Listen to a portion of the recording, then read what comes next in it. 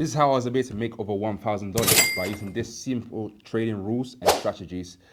So in this video, we're going to go through the basics in terms of the setups, my confluences I was looking for, and how this trade obviously aligned with my confluences, and what you can pick up as a trader and obviously make use of this in your day-to-day trading. But before we start the video, please don't forget to like, comment, and share. Comment below fundamentals if you want more content like this as well. And obviously, please continue to subscribe to the channel. We're trying to get to 500 subscribers. And with that being said, let's get into today's video.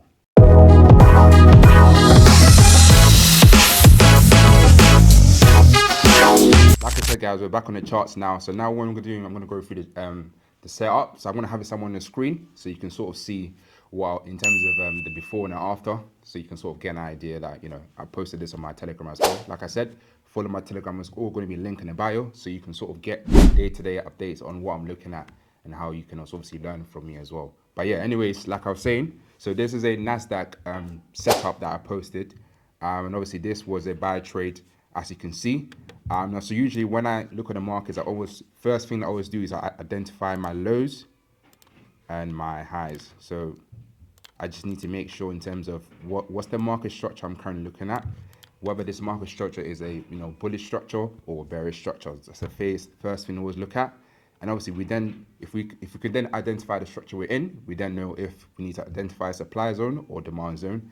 Now obviously in this case we've got a bullish structure here, so it's a demand zone I need to identify. And obviously this is in line with the Asian session. So we can see the Asian session rally was very bullish, spiked to the upside, creating new highs. And obviously London opened, so I'm going to fast forward a bit so you can sort of see transition to where my setup came in and when I took it with my trade as well. So as you can see, London open, consolidating a bit. And as you can see, we always need to make sure, we need to confirm whether our highs or our low will be mitigated. That's the most important part, because that's how we will know what the current trend will be looking like and where price will be looking like to sort of trade to the upside or to the downside. So we need to make sure and see what part of the trend price goes to mitigate and close above. So whether the price goes to the upside and closes above our previous high, or price comes to the downside and closes below our previous low as well. So as we can see, London is consolidating a bit. So therefore, let me mark out my demand zone. So this will be my demand zone here. And the reason why this is my demand zone is because this was the previous candle before price created a new high during the Asian session. As you can see, price has closed above our previous high, creating a new high at the top here. So therefore, this will be my demand zone. And once, price has come to the demand zone, we will then wait for confirmation, either for price to mitigate the demand zone and close below, or price will respect the demand zone and move to the upside as well. So let's see what price done during the Asian session. So we can see obviously London opens, price is consolidating a bit during the London session. So usually I always look at the first hour trading session of the London candle. So I'll just get an idea of whether London is looking like going to be a bullish trade and bullish trend or bearish trend as well. So as we can see, price obviously London, the first London hour candle obviously opened, consolidated a bit, pushed back into the demand zone that we marked out during the Asian session. So we need to make sure if price was going to respect this demand zone. So let's see what happens with the price action in the Asian session demand zone. So we can see price has respected it. It's pushing to the upside, coming close to our previous high of the Asian session candle. And so therefore, then we always need to confirm that price needs to close above this Asian candle so that we can actually know that we are still in a continuation of the trend, or the trend has reversed from bullish to bearish, or from bearish to bullish as well. So that's the next step of sort of the entry model that I use. So once we've confirmed the high has created, so we can see that there's a new high that's been confirmed here. So let's mark that as a break of structure, so you can sort of get an idea of how I mark I do my analysis as a trader as well. So since we've been confirmed as a break of structure, a confirmation of the bullish trend, we then need to mark out the next demand zone that price will likely retrace to, because how the market works in the cycles, the market goes in upward trend, it retraces it back, because traders, we tend to sort of take profits, and because to reduce our positions and reduce our risk in the market. So price will expand, retrace, grabs more liquidity and expand again, creating a new high. So that's the same principle when it comes to this trade as well. So again, marking out my demand zone here, as this is the area that created the new highs for London session as well. So now that we've confirmed a break of structure to the upside, we then need to wait for price to come to the London demand zone, and let's see if the price will respect this demand zone here. So we've got the first confirmation candle. So price came in here, closed above the demand zone, and obviously we're starting to see a reversal action. So price is starting to retrace back to the previous high that we've got here. So this tells me that currently the market is seen to be favorable on the bulls side of things as well. So therefore, I think with this trade, what I then did is usually I have two entries models that I use.